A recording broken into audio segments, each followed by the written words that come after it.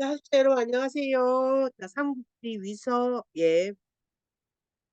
선비 오환 동의 부여조 나머지 부분을 수업을 하도록 하겠습니다.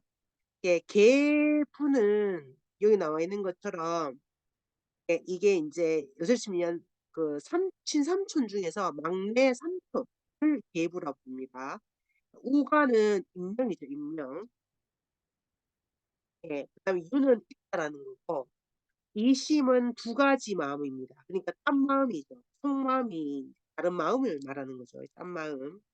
그다음에 위는 우리가 앞에서 보고 있는 관이거를 말하는 거고, 살은 죽이다고, 계부는 막내 삼촌이고, 부자는 말 그대로 막내 삼촌과 그러니까 막내 삼촌의 아들이죠. 그러니까 자기 사촌이죠. 그다음에 이 적은 문서 장부란 뜻인데 여기서는 그러니까 문서나 장부는 기록하는 거잖아요. 그래서 기록하다라는 동사로 해석을 하면 됩니다. 그다음에 몰은 완전히 빼앗다라는 말이라고 말씀드렸죠. 그다음에 재물은 말 그대로 재물, 알겠죠? 견은 보내다. 그다음에 견은 자신, 알겠죠? 그다음에 이 부는 장부, 그다음에 염은 걷어들이다라는 뜻인데 이거는 걷어들이다로 해석을 해도 되고 적다로 해석을 해야 됩니다. 형은 보내다, 관은 관료입니다. 관료 또는 관청입니다. 여기서는 관료보다는 관청이 맞겠죠. 그럼 해석을 해보면 계부 우 막내 삼촌이라 합시다. 계부 해놓고 막내 삼촌 우가가 우가는 딴 마음이 있었다. 자, 그럼 여러분 이게 마음은 뭐를 의미하겠어요? 그쵸? 반역이죠, 반역. 반역을 일으킬 마음이죠. 네. 자, 그래서 간이거가 저희 이 계부의 그러니까, 막내 삼촌과 그의 아들을 죽이고 그 다음에 이제 요게 이제 중요합니다. 재물을 그쵸? 죄송해요. 요거는 잠시만 기다려 보세요, 여러분. 요 번역의 순서를 어떻게 하는 게 조금 더 나을지 한번 보도록 하겠습니다. 네. 요거는 그대로 해석하면 될 것 같습니다. 네, 여기 말게 없겠네요. 자, 빼앗을 재물을 저희 장부에 기록해서 그쵸? 사신을 보내서 자, 그러면 사신을 누구한테 보냈겠어요? 자, 여러분. 막내 삼촌과 그의 아들의 집이죠, 집. 그쵸? 집에 사신을 보내서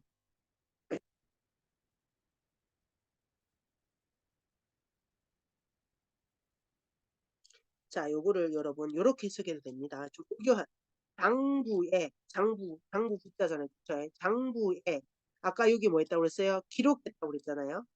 장부에 적힌 대로 그쵸? 그 다음에 연자가 거둬들이다로 해석을 해도 되고 적다로 해석해도 되는데 그때는 제가 처음엔 적다로 했는데 적다보다는 우리가 장부에 적히다로 해석을 하면 요거를 장부에 적힌 대로 그쵸? 재물을 거둬들이고 그쵸? 거둬들이고 뭐랬다? 그 재물과 장부를 어디에 보냈다고 해야 되겠어요? 관청에 보냈다. 자, 여러분 아주 깔끔하게 해석이 되죠. 자, 그럼 이제 여기는 여러분 뭐에 대한 얘기입니까? 지금 부여에 이제 반란이 일어난 거죠. 자, 반란은 뭐 때문에 일어난 겁니까? 방위 계승을 두고 이제 반란이 일어난 거죠. 그럼 이제 우리는 여기서 부여의 반란을 처리하는 방식을 우리가 주목을 해야 됩니다. 알겠죠? 자, 그러면 첫 번째. 자, 반란을 일으켰을 때 그 반란이 실패로 끝났다. 그쵸? 그러면 첫 번째, 당연히 반란 주동자는 예, 사형에 처하죠. 그래서 여기 보시면 살계부 부자라고 돼 있잖아요. 그쵸? 자, 근데 여기서 중요한 건 우리가 일반적으로 반란을 일으킨 반란 세력을 제거할 때는 부족을 면한다라는 말을 쓰잖아요. 그래서 친가, 처가, 외가 이렇게. 자, 근데 여기서는 자, 반란 주동자를 처하는데 예, 부족형은 아니죠. 요 글귀만으로는 예, 항상 얘기하지만 여러분 우리가 한글을 진짜 꼼꼼히 잘 해석해야 돼요. 그래서 첫 번째는 한문에 적혀 있는 내용 그대로를 똑바로 이해를 하고 난 뒤에 제가 뭐 한다고 그랬어요. 이것과 관련되는 다른 사료를 통해서 내용을 보충을 해야 되는 거지. 예, 막 중구난방식으로 해석하면 안 돼요. 오늘날 사람들은 오늘날 우리의 관념으로 과거 사람들의 이야기를 막 중구난방식으로 식으로 이해를 해요. 그러면 완전 번역이 딴판으로 가요. 그러면 결국에는 역사를 제대로 해석할 수 없어요. 그렇기 때문에 죄송합니다. 한문 전체를 꼼꼼히 이해를 해서 내가 이해가 완벽하게 될 수 있도록 번역을 해야 됩니다. 알겠죠? 그래서 제가 이제 번역한 거 보면 갈로높이가 많잖아. 왜냐 갈로높이를 해놔야 왜요? 정확한 의미가 와닿기 때문에 알겠죠? 그럼 첫 번째, 적어도 구족형은 아니다. 왜냐 아버지와 아들만 죽였기 때문에. 그렇죠? 물론 여기에는 아직까지 나오진 않습니다. 아, 막내 삼촌이 반란을 일으킬 마음을 가졌는데 반란을 일으켰잖아요. 근데 일으켰는데 사촌, 막내 삼촌의 아들이 직접적으로 참전을 했는지 안 했는지는 몰라. 예, 막내 삼촌은 참전을 했죠. 그쵸? 그렇지만 죽는 건 누구도 죽였다? 이 아들도 죽인 거죠. 그러면 예, 바로 이 간이거의 친사촌이 반란 참여 여부는 오늘날 지금 우리가 모르는 겁니다. 이때 친사촌이라 하면 누구를 말하는 거예요? 막내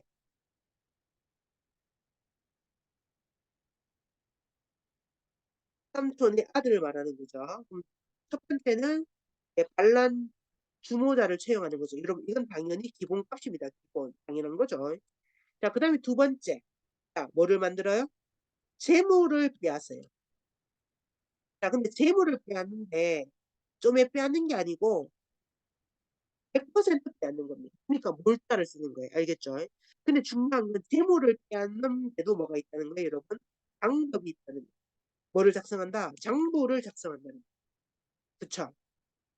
장부. 그쵸? 그리고 이 재물을 빼앗기 위해서 누구를 파견해요? 사신을 파견한다. 예. 그리고 일일이 대조를 하는 거죠. 그쵸? 빼앗을 재산 목록이 딱 만들어졌으면 집에 가서 그 목록이 있는지 딱딱딱 확인을 하고 장부대로만 다르게 빼앗아 온다는 거예요. 알겠죠? 그리고 난 뒤에 예, 이 재물들은 모두 무슨 소속으로 바꾼다? 간편 소속으로 예, 수용한다는 거예요. 예. 자, 그래서 이 반란 처리 방식을 우리가 알 수 있고 두 번째는 자, 이 왕이 계승에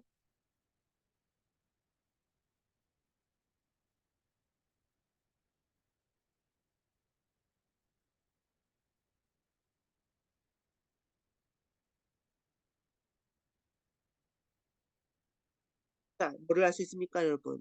간이거의 왕위 계석에 불만 세력이 있었다는 걸 알 수 있죠. 그 불만 세력은 당연히 뭐예요? 막내 삼촌입니다. 근데 우리가 이거 좀 찾아봐야 돼요.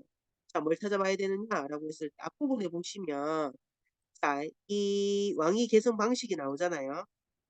자, 왕위의 계승 방식이 자, 위구태 다음에 간이건데 예. 이 간이거는 위구태에 뭐로 나와요, 여러분? 적자였을 가능성이 높다라고 말씀을 드렸잖아요. 그래서 제가 여기 안 적혀 있을 가능성이 있다고 그랬잖아요. 그렇죠? 오케이. 자, 그러면 이 막내 삼촌은 다른 말로 하면 위구태의 동생이죠. 막내 동생.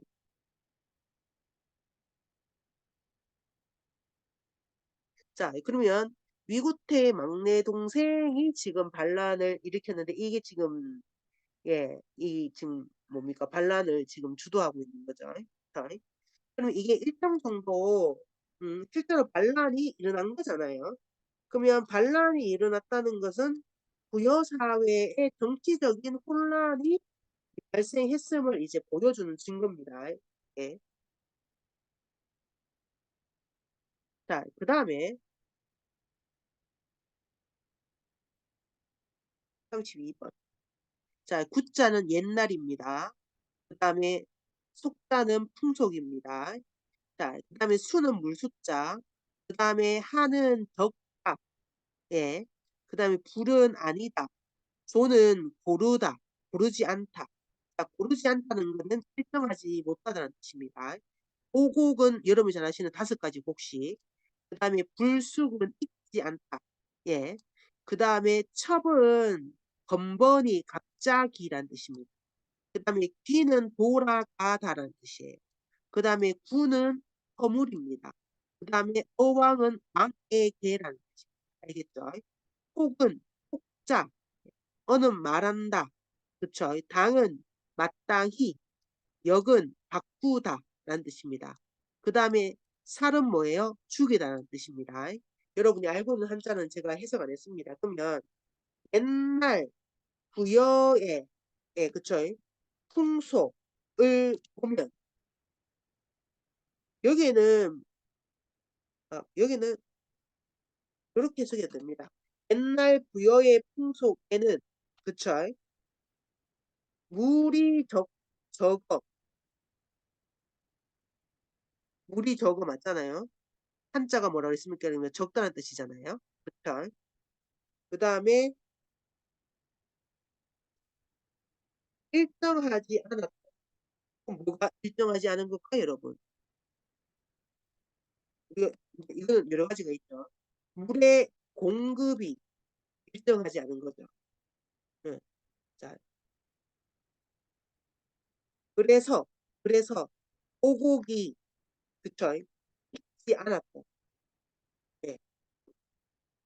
자, 그러면 이건 말을 의미하는 겁니까? 다른 말로 하면 완전 의역을 하면 비가 잘 내리지 않아 항상 물이 물이 부족해서 오곡이 잘 생산되지 않았다. 이렇게 되는 거죠.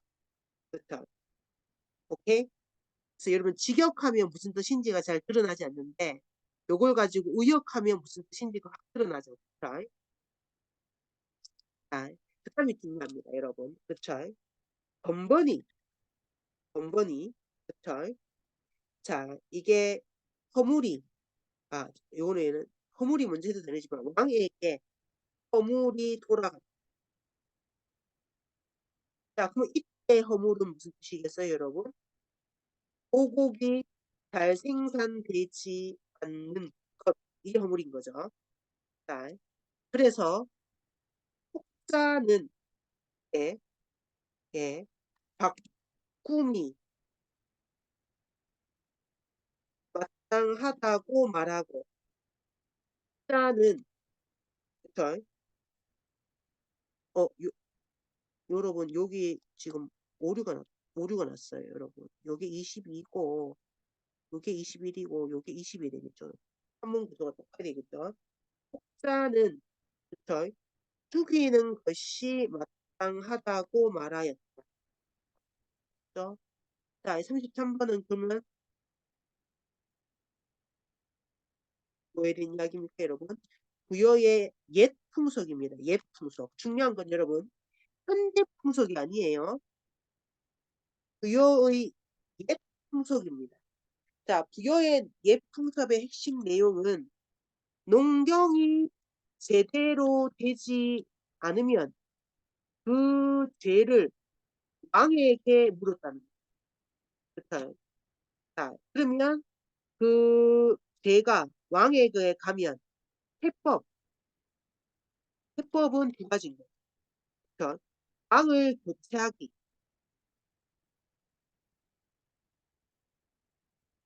이게 당이잖아. 야, 마땅히 왕을 뽑아야지. 왕이 덕이 없으니까 지금 오곡이 생산이 안 되는 거잖아. 그쵸? 그다음에 두 번째, 마땅히 뭐 하자? 죽이자고 했죠. 그러면 교체하거나 왕을 죽이는 방법을 통해서 뭐 했다는 거예요? 가뭄 해소와 그다음 뭐요?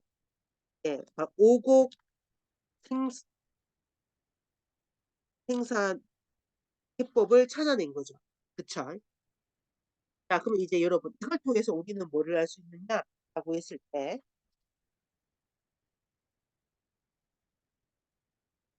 자, 부여의 왕권을 확인할 수 있죠. 자, 그러면 자, 옛 풍속이잖아요. 옛 풍속. 자, 옛 풍속일 때, 자, 여러분 여기서 말하는 이 혹자는 누구를 말하겠죠, 여러분? 일반 백성을 말할까요? 아니면은 제가 회의에 소속되어 있는 여러 가들을 말할까요? 그쵸, 여러분? 백성을 말하진 않겠죠. 그럼 당연히 누구겠어요? 그쵸? 왕의 권력에 위협이 될 정도의 정치 권력을 가진 집단들, 즉 제과회의 소속의 여러 가일 가능성이 아마도 높겠죠. 자, 그럼 이건 뭐를 의미하는 거예요? 풍속이 존재하던 시기에는 왕권 확립이 미약하다는 거예요. 즉 다른 말로 하면 친권이 왕권에게 위협이 될 수 있는 시기가 있었다는 거죠. 그쵸? 그 다음에 그럼 다른 말로 하면 천풍속이 존재하던 시기에는 당연히 그쵸? 바로 이런 방법이 존재한다 안 한다? 안 하겠죠. 지금도 존재하면 예풍속이라 안 했겠지. 옛때랑 못 했겠죠. 그쵸? 그러면 왕권이 뭐 했다는 거예요? 확립했다는 거죠. 그쵸? 자, 그러면 적어도 여러분 기원 후 3세기 경에는 부여의 왕권 확립이 제대로 이루어졌다라는 걸 우리가 알 수 있죠. 왜냐하면 진수가 위진남북조 시대의 사람이잖아요. 그쵸? 오케이. 자, 그 다음에 중요한 거 우리가 자, 왕의 기본 통치 덕목을 주목할 필요가 있어요. 자, 그건 뭐냐라고 지금 공간이 없기 때문에 여기 적을게요. 자, 농경 사회에서는 그쵸? 농사를 잘 짓는 예, 능력이 국왕의 기본적인 통치 능력이에요. 그러니까 농사 잘 못한다고 뭐예요? 왕을 죽이자, 왕을 교체하자라는 말이 나오는 거죠. 알겠죠?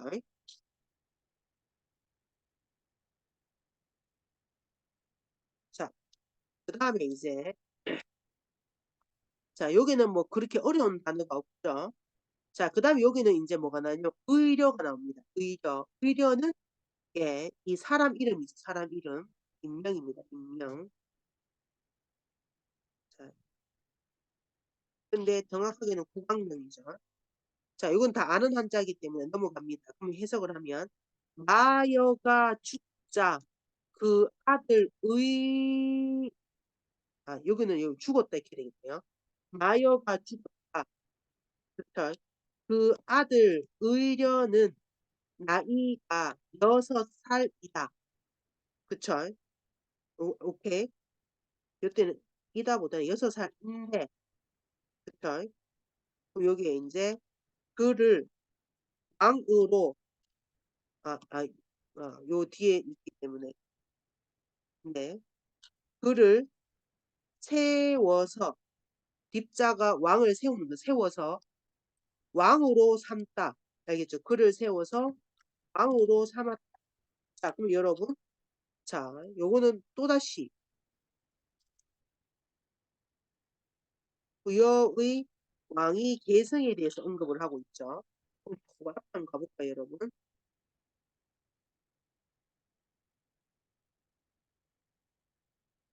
자, 요거.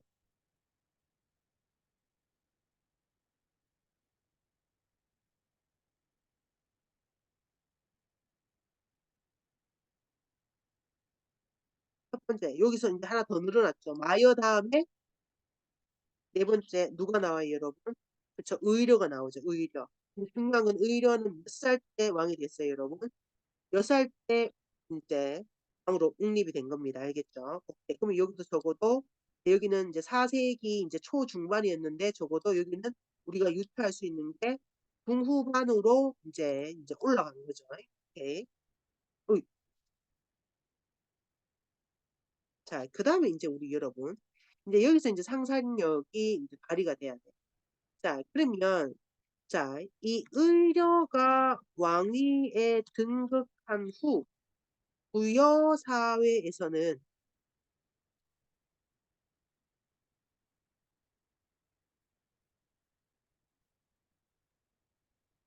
부여의 정치적 상황이 어땠을까? 우리가 역사적 상상을 할 수 있죠.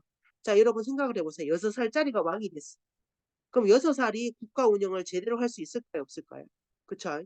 제대로 할 확률은 상대적으로 낮죠. 그럼 당연히 뭐가 일어나겠어요? 그쵸.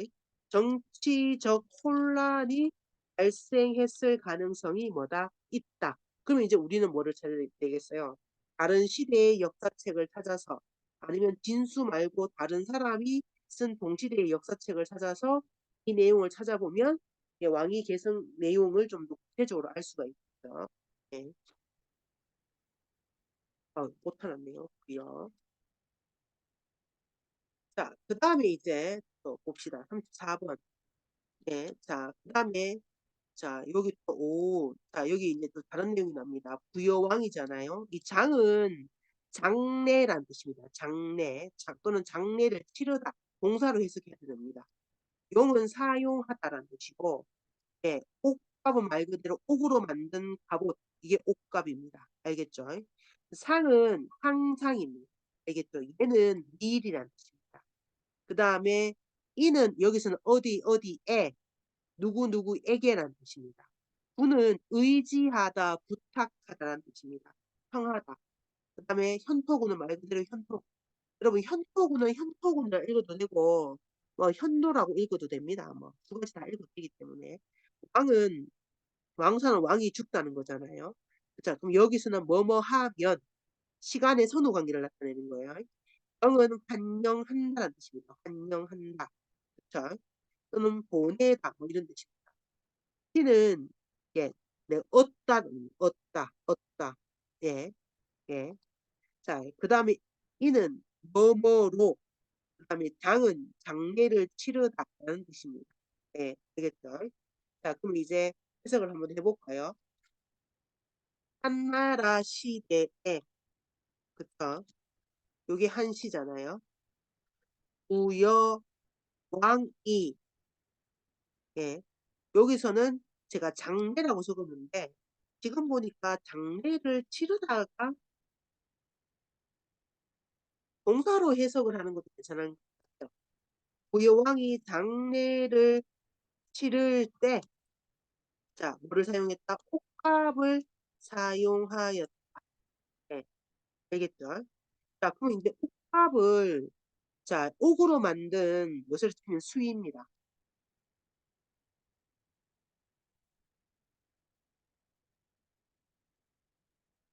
네. 그다음에 이제 사용했는데 항상 미리 예 현도군에게 예 부탁하였다. 현도군에게 뭘 부탁한 거야 항상 여러분? 그쵸. 옷값을. 왜냐 왕이 언제 죽을지 모르잖아요. 그러니까 미리미리 옷값을 현도군에 하나씩 딱 인제 보관해 놔야죠. 그럼 왕이 죽으면 곧바로 뭐 해야 돼요? 옷값을 들고 와 가지고 장례를 치러야 될 거 아니에요. 그쵸? 자 그러면 여러분 어 이게 미리 하면 어떻게 가능할까요? 부여왕의 그쵸. 옷값을 현도군에서 가지고 오는 이유를 여러분 알아요. 왜냐? 아까 봤잖아. 뭘 봤어요?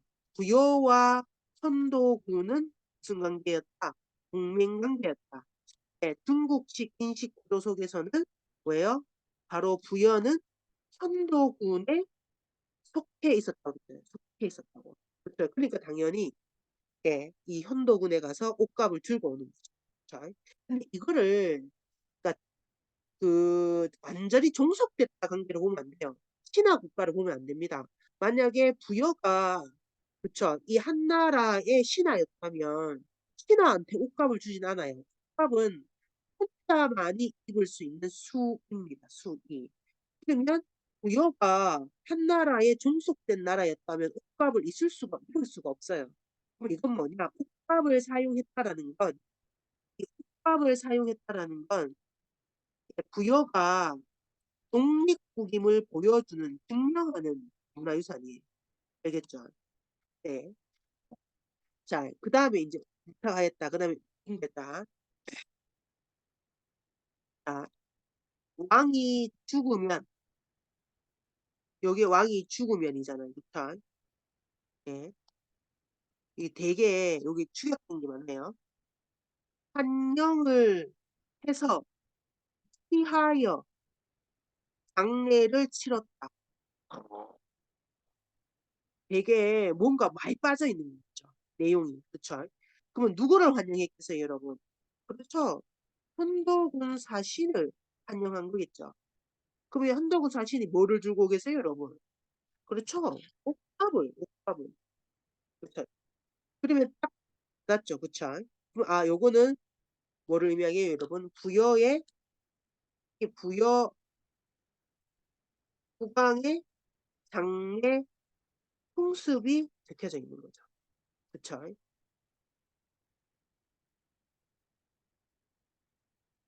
자, 그럼 여러분 보세요.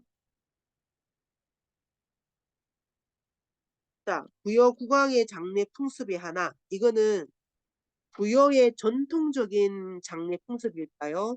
중국식으로 전환된 풍습일까요? 중국 풍습일까요? 그렇죠, 여러분? 이건 누가 봐도 중국의 장례 풍습입니다.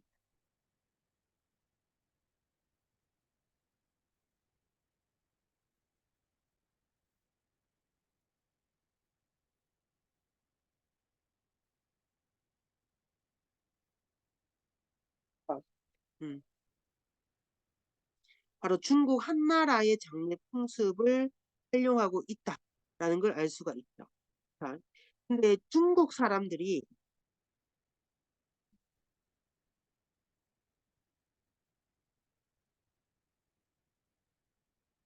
사람들이 가장 금보다 더 중요하게 생각하는 보물 1순위가 뭐냐면 옥입니다. 옥.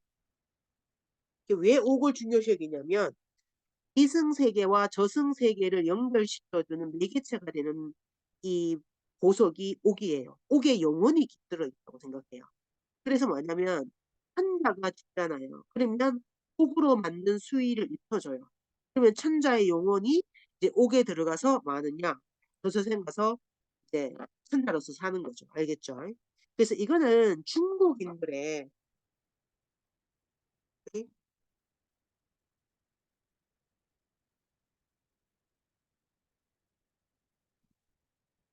부여 사회에서도 전파되고 있다라는 걸 보여주는 증거입니다. 알겠죠?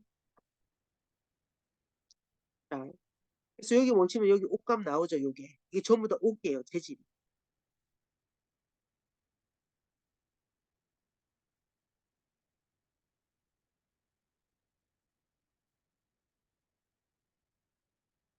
자, 그다음에 이제 여러분, 자 공손녀는 사람 이름입니다. 알겠죠? 복은 엎드리다라는 뜻입니다. 여러분 사람이 있고 개견자잖아요. 그럼 사람이 있고 개가 있으면 뭐예요? 개가 사람한테 푸리고 살랑살랑살랑살랑 엎드리면서 막 이렇게 하잖아. 그러니까 엎드리다라는 단어가 되는 거예요. 알겠죠? 그다음에 주는 북이다라는 뜻입니다. 알겠죠? 자, 그다음에 현토는 현도군입니다. 행정구 영명이고 창은 창고. 알겠죠? 이 유자는 아직, 오직 뭐 그런 이런 의미로 서 있는데 여기서는 아직이지. 아직으로 해석하는 게 맞습니다. 알겠죠? 그 다음에 유는 있다.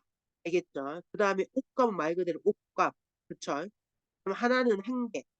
값을 헤아리는 단위가 굽니다. 알겠죠? 그럼 해석을 하면 앞에서 informa 막히네요. 공손연이 그쵸? 엎드려서 아, 아, 아, 죄송해요. 엎드려서 죽는 건데 이걸 의역하면 형벌을 받아 죽이다 이렇게죠. 공손연이 형벌을 받아 하다, 죽었다. 아이고야. 자, 그 다음에 뭐예요? 현도군 항구에는, 그쵸? 아직 옥갑 항구가 있었다. 자, 그럼 이거 옥갑 항구 누가 썼을까요? 그쵸? 당연히 공손연희가 썼겠죠. 자, 그러면 여러분, 이거는 사실 부여와 관련 없는 내용이지만 유추할 수 있는 거죠. 뭐를 유추할 수 있어요? 한나라가 만주 일대 국가를, 저희 한나라와 동맹 관계를 유지하는 매개체로 뭐를 활용했다는 거예요? 자, 복합을 활용했다라는 걸 알 수가 있죠. 이걸 여러분 보고 절대 한나라의 신하였다 이렇게 해석하면 안 돼요. 신하한테는 절대 뭐를 주지 않는다. 옷값을 주지 않습니다. 옷값은 춘자용이에요. 춘자용. 알겠죠? 자,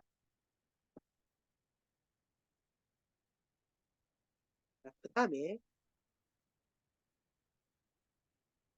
36번. 자, 그 다음에 금은 오늘, 부여는 나라 이름, 고는 창고, 유는 있다. 알겠죠? 옥벽은 요렇게 생긴 걸 옥벽이라고 불러요. 예, 옥인데 타원형 형태로 만들어져 있죠. 여기 옥벽입니다. 그 다음에 규라는 거는 왜 여기는 위는 뾰족하고 아래는 네모나다.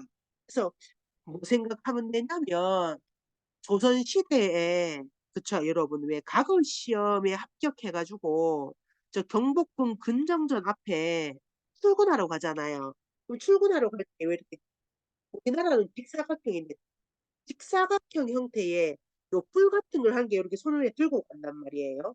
그게 근데 그게 이제 중국에서는 직사각형이 아니고 여기 나와 있는 것처럼 위에는 뾰족하고 아래에는 네모납니다. 알겠죠? 아이, 오케이. 여기서는 천자가 재물을 봉할 때 내리는 쉼표다라고 나와 있죠. 자, 그 다음에 이제 예, 예, 찬이 나옵니다. 찬, 찬. 찬은 옥으로 만든 잔을 찬이라고 부릅니다. 그 다음에 수대는 여러 대. 알겠죠? 그 다음에 여기 나오는 물은 보물이라고 봐야 됩니다. 그 다음에 전은 전하다라는 뜻이고, 세는 세상 또는 세대. 알겠죠? 그 다음에 희위는 무엇 무엇으로 삼다 이런 뜻입니다. 그 다음에 보는 보물. 그 다음에 기노는 저번에 한번 말씀드렸죠. 기로. 그래서 노인. 자, 기로. 아, 기로.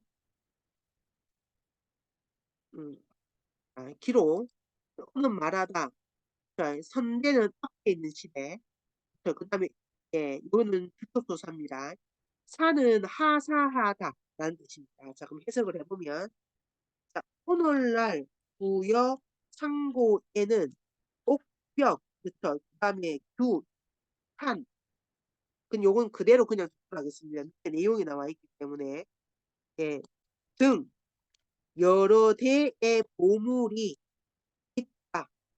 자, 그 다음에 전세는 아까 제가 말씀드릴 때 세대를 시간을 또는 세대를 전한다는 뜻이잖아요. 그럼 이거를 우리가 부사 형태로 하면 대대로 보물로 삼았다.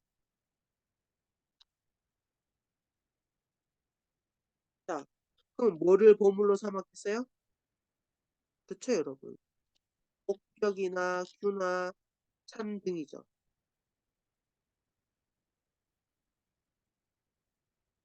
음. 자, 옛날 사람들은, 그쵸? 선대가 하사 받은, 그러니까 하사라는 건 높은 사람이 아래 사람한테 주는 걸 하사라고 부르는 거예요. 그럼 여러분이 나한테 커피를 사줬다. 그럼 사라는 용어를 못 쓰는 거죠. 그쵸? 근데 제가 여러분에게 커피를 사줬다. 그러면 제가 나이가 더 많잖아요. 그쵸? 그러면 여기는 뭐를 쓸 수 있느냐? 사라는 용어를 쓸 수 있는 겁니다. 알겠죠? 그래서 임금이 신하에게, 높은 사람이 낮은 사람에게 주는 걸 하사라고 봅니다. 그래서 옛날 사람들은 선대가 하사받은, 예, 것인데 다른 말로 하면 보물이라고 말했다. 그러면 여러분, 자, 이거는, 자, 요새로 치면 부여 창고의 보물에 대한 이야기인 거죠. 보물. 알겠죠? 자, 근데 중요한 건 사실 부여 창고에 있는 보물, 예, 여기 나와 있는 옥벽이라든가 규라든가 찬이라든가 결국에는 이제 받은 거잖아. 그럼 누가 받았지, 여러분? 그렇죠? 자,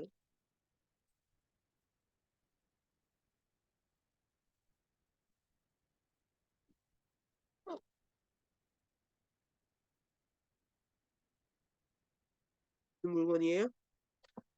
어. 부여와 외교 관계를 수립한 나라로부터 받은 물건인 거죠. 그쵸?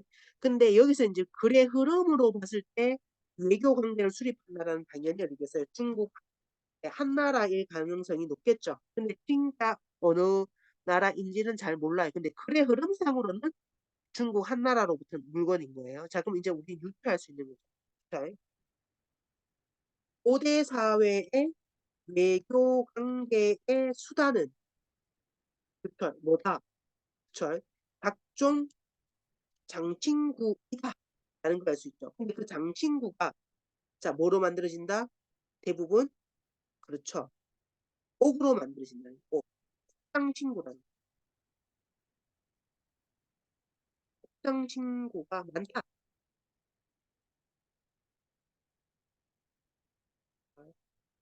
네, 이렇게 보시면 돼요. 알겠죠?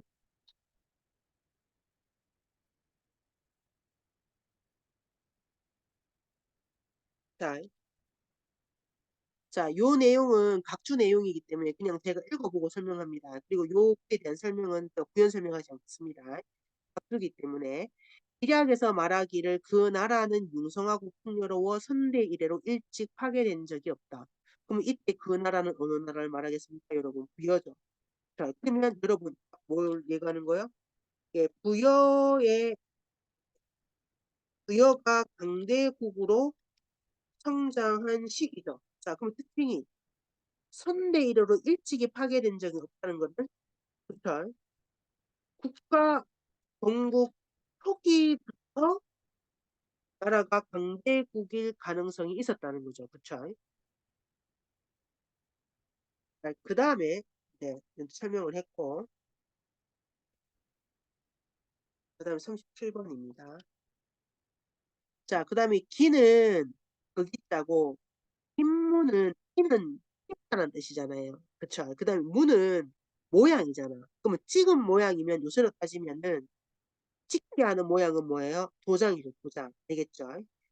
무는 말하다는 뜻이에요. 말하다. 알겠죠? 자, 그 다음에 예왕은 예, 얘는 나라 이름이고 예, 그 예라는 나라의 최고 통치권자를 뭐라 불러요? 왕이라고 부르겠죠. 그쵸? 지는 무엇의 다음에 이는 뭐예요? 직인, 찍힌 거. 그러면 자 해석하면 그 도장에는 그 도장에는 예, 예왕지인이라고 말한다. 이러면 이상하잖아. 언자로 해석하면 안 되겠죠. 그쵸? 그럼 그 도장에는 예왕지인이라고 그쵸? 이라고 자, 적혀 있다 또는 뭐라 해야 되겠어요? 새겨져 있다라고 해야 되겠죠. 그쵸? 그러면 우리가 도장은 기본적으로 적혀 있다는 표현보다는 예, 새겨져 있다라는 많은 표현을 쓰잖아요.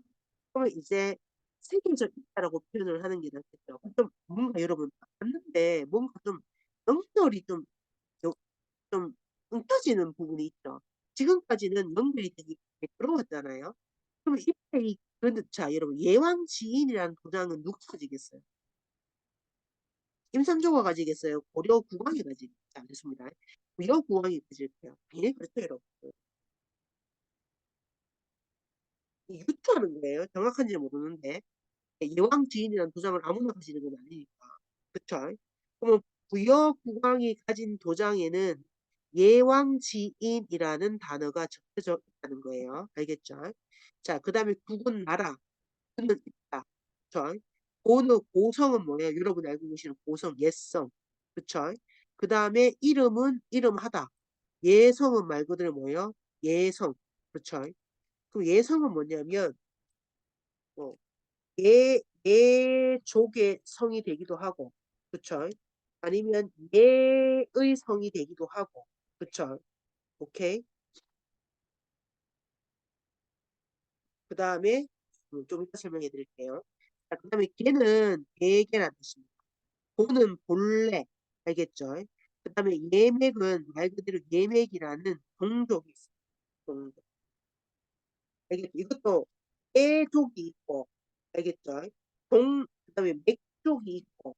그 다음에 또 애족과 맥족을 합쳐서 부르는 경우도 있습니다. 그래서 이거는 해마다 다 달라요. 이게 애족과 맥족, 정렬 관계로 보는 사람도 있고, 그쵸? 그 다음에 예맥이라는 하나의 단일된 종족으로 보는 경우도 있습니다. 그럼 요거는 예맥 보는 게 낫나? 예맥종. 이렇게 보는 경우도 있습니다. 어느 게 맞는지 여러분이 선택하시면 돼요. 자, 그러면 이제 뭐라고 또 하느냐? 나라에는, 근데 글자처럼 와 이렇게 끝에는 공부해도 되겠죠? 자, 나라에는 옛날 성이 있는데, 그쵸? 뭐라고 이름했어요, 여러분? 예성이라고 이름하였다. 자, 대개, 본래, 예맥의 땅이었다. 자, 그러면 예맥의 땅은 부여 땅 전체가 예맥 땅인 거예요? 아니면은 예성이 있는 땅이 예맥지인 거예요? 그렇죠? 대개 예성이 있는 땅은 이렇게 되겠죠. 그렇죠? 본래 예맥 땅이었다. 자, 그러면 여러분, 자, 특징. 아, 이거 뭐, 지금 국왕의 직인. 그쵸? 그 다음에 뭐예요? 옛 성의 이름이죠. 자, 이건 결국에 뭐를 의미하는 겁니까, 여러분? 37번인가?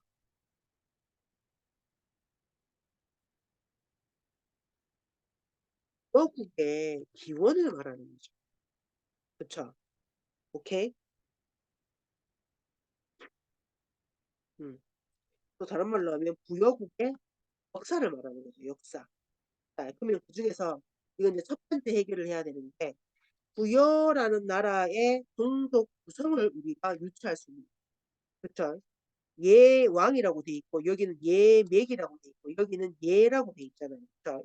그러면 부여라는 나라는 예족이 세운 나라일 수도 있고 그쵸? 아니면은 맥족이 세운 나라일 수도 있고 아니면 뭐가 세운 나라일 수도 있는 거예요? 그쵸? 예맥 쪽이 세운 나라일 수도 있는 거죠. 자, 근데 그 중에서 자 여러분 이 예족이 세운 대표적인 나라가 어느 나라가 있냐면 고조선이 있어요. 예, 우리가 한예맥이라고 부르잖아요. 그때 이 한나 이게 죄송해요. 고조선을 구성하는 주요 종족이 예족입니다. 예족. 네, 알겠죠? 예족. 자, 그 다음에 또 재미난 게 있어. 오늘날 일반적으로 학교에서 말할 때 구여나 고구려의 주요 종족은 무슨 족이라고 부르냐면 맥족이라고 불러요. 맥족. 그럼 이제 우리는 역사적 상상력을 발휘해요. 예, 오늘날 한반도 북부 지역이랑 만주 일대에서 가장 흔한 종족 중 하나가 이제 예족과 맥족이 있는 거죠. 그럼 예족과 맥족들이 전부 다 분리해서 예 나라를 이제 세운 거죠. 그 중에 부여라는 나라도 있고, 그렇죠. 고구려라는 나라도 있고 무슨 나라도 있겠어요. 고조선이라는 나라도 있는 거죠. 자, 역사 왜곡, 역사 왜곡. 다시. 자, 그럼 오늘날 만주랑 한반도 북부 지역에는 예족도 있고, 백족도 있고, 이 두 개의 종족이 예, 분리되어서 각자 나라를 세운 거죠. 그쵸? 자, 그 중에 이제 예족이 세운 대표적인 나라가 고조선이고, 그쵸? 그다음에 맥족이 세운 대표적인 나라가 부여랑 고구려인 거죠. 근데 이게 예족과 맥족이 막 완전히 분리돼서 사는 게 아니고 예족과 맥족이 같은 마을이나 같은 영역에서 살잖아요. 그럼 예족과 맥족이 하나가 뭐 하겠어요? 이렇게 결합되겠죠. 그러면 이런 두 개의 종족이 결합돼서 하나의 나라를 세웠을 경우에는 이거를 예족이라 하기도 그렇고 맥족이라 부르기도 그렇죠. 그럼 뭐라 불러야 되겠어요, 여러분? 예맥이라 불러야 되겠죠. 그러면 또 예맥이라는 게 등장할 수도 있겠잖아요. 그러니까. 그다음에 또 하나 우리가 주목해야 되는 게 뭐를 주목해야 되는가라고 했을 때 이게 만주 지역 패권에 변화예요, 변화. 자, 원래 만주 일대에서는 기원전 2세기까지는 패권을 누가 장악했어요, 여러분? 고조선이 장악했잖아요, 고조선이. 그쵸? 근데 고조선이 BC 108년에 멸망했잖아요. 그쵸?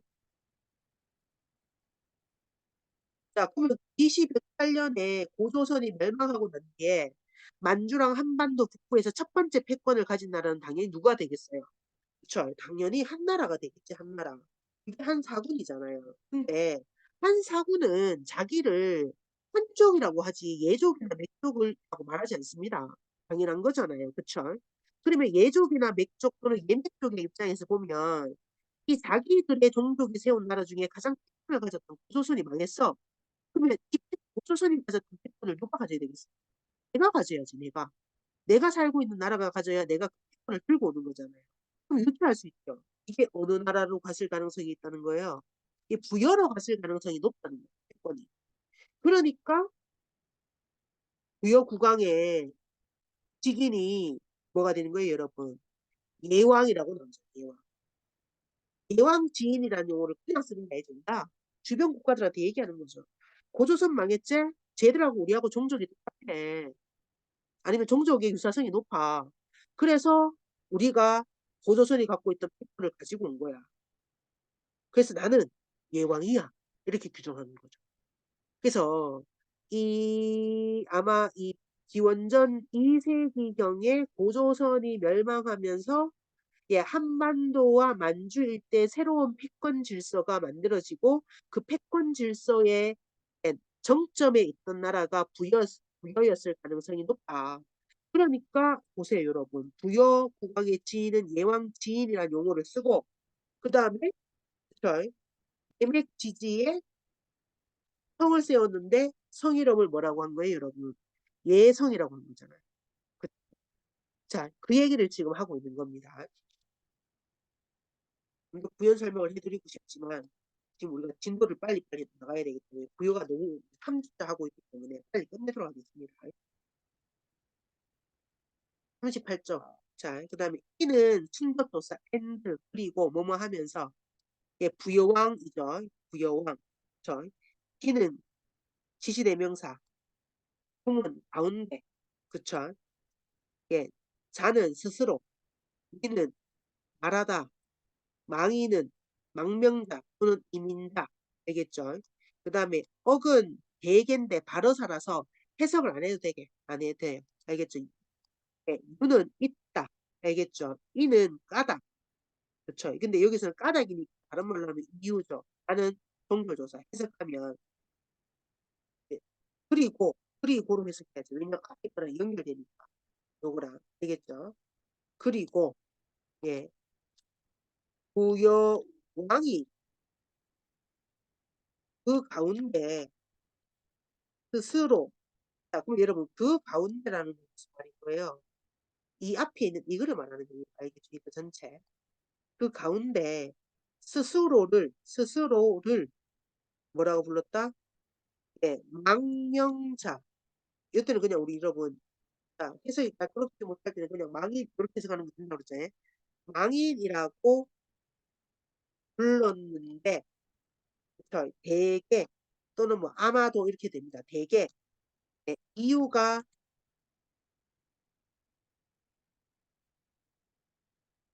있었다. 그렇죠? 이렇게 망인이라고 부르는데 이유가 있었다는 거죠. 그쵸? 그럼 이제 우리는 뭐를 찾아야 되겠어요? 이유를 찾아야 돼. 이유. 알겠죠? 자, 그러면 이제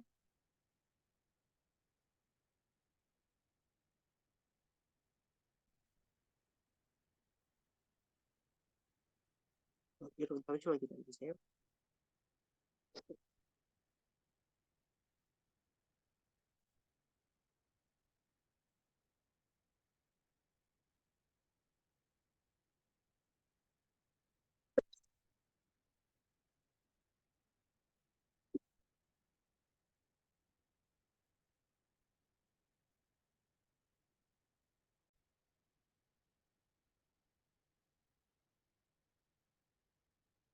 자, 그 다음에 요거는 예, 파란색은 박주기 때문에 읽겠습니다.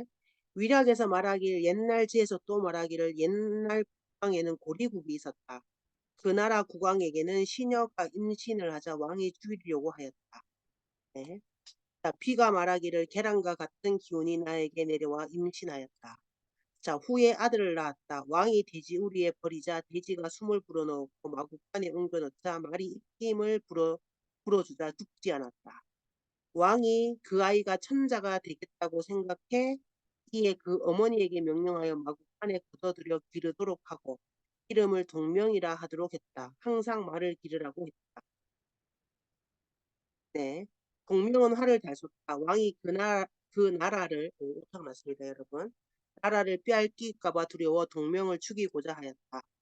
자, 동명이 달아나서 남쪽에 이르니 시엄수에 이르렀다.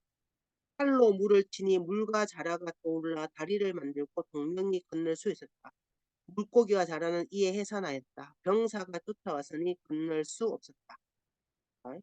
동명은 이로 인하여 부여 땅에 도입하여 왕노릇을 하였다.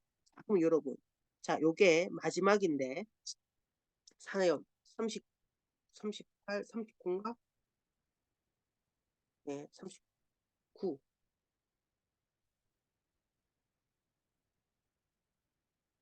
39. 이건 뭐예요? 부여 건국자 해모수의 정확히 해모수는 안 나왔죠. 동명의 공국 신화를 지금 적어놨죠. 오케이. 근데 여기서는 여러분 딱 하나만 적도록 하겠습니다. 자, 요게 딱 느낌이 딱 뭐가 나와요? 자, 자, 부여의 기원.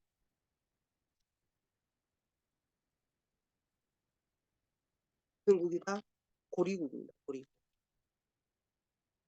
그럼 보세요.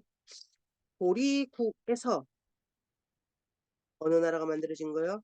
부여가 만들어진 거죠.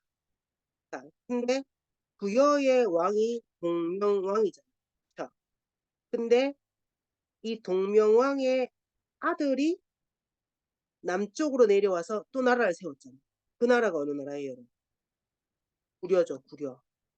그 주몽이 죽은 뒤에 호칭이 뭐예요?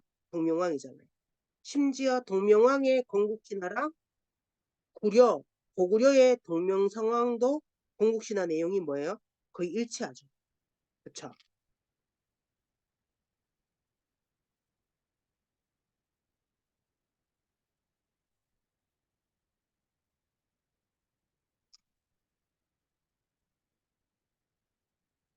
그렇다라는. 자, 그러면 예, 우리 민족의 예, 가장 중요한 뿌리 중에 하나인 이 고구려 부여는 예, 어느 나라로부터 왔다는 거예요? 고리국으로부터 왔다는 거죠. 자, 그러면 여러분 이제 여기서 말하는 지금 요거에 대한 부연 설명으로 지금 이 고리국과 그 다음에 이 동명이 나라를 세우는 과정을 쭉 적어놨잖아요. 그럼 여기서 말하는 망인이라는 거는 망명자죠. 망명자. 그렇게 되면 잠깐만요. 음, 위락.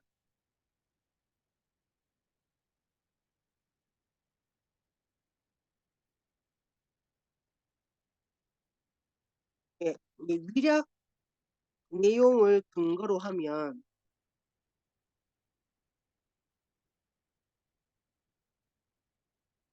망인을 망명자로 해석하는 게 낫겠죠. 그 다음에 어느 나라로부터 그쵸.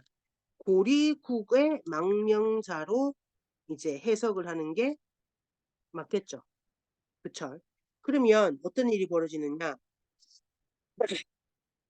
앞의 내용과 뒤의 내용을 분리해서 어디 갔노? 어디 갔노? 앞의 내용. 요 내용과 뒤의 내용. 그쵸.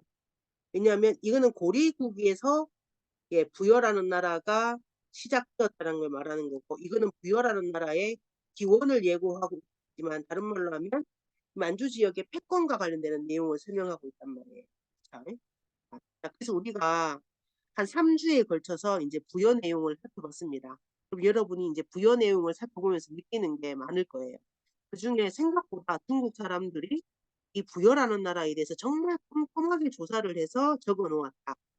그만큼 이 중국이라는 나라에게 가장 위협적인 나라 그리고 가장 중요한 예 국가가 바로 부여였다라는 걸 알 수가 있죠. 부여가 강대국일 때는 한나라와 예 적대 관계를 기반으로 하는 독립국으로 적대 관계라는 용어는 없으니까 독립국으로 유지됐고 부여가 힘이 약할 때는 한나라와의 동맹 관계를 통해서 나라가 이제 관계를 유지하고 있다라는 걸 우리가 유추할 수 있죠.